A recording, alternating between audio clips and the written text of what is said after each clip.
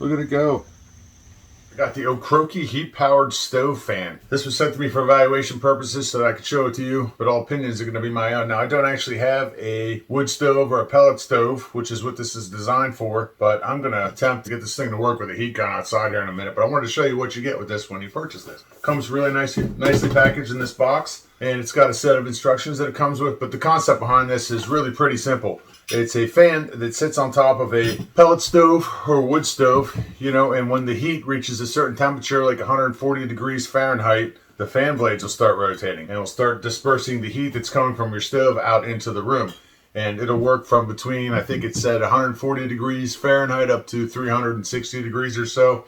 They're telling you don't want to get it too hot above 360 degrees Fahrenheit because it'll kill the life of the fan. So it's something to remember. So obviously, this is it's an all-metal device. It's got a fan on here that spins. There's no working buttons or anything that you need to do. You just set it up on top of the heat stove. On the back here, it's got a little like thermoelectric diode in there or something that tells the fan, you know, when to kick on. So that's cool. The speed of the fan will be determined by the heat that's coming through the bottom of the stove and through the device.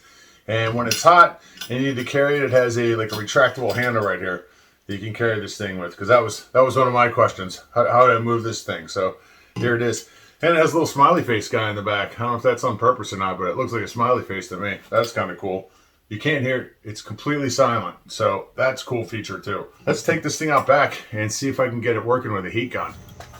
All right, I'm going to try and kill two birds with one stone here. So I got this Seek-1 mini heat gun. I'm going to try to heat up this metal right here and see if I can get this metal hot enough to kick this fan on. It is about 70 degrees outside right now, and you can see the fan's not spinning now, so let's see what happens.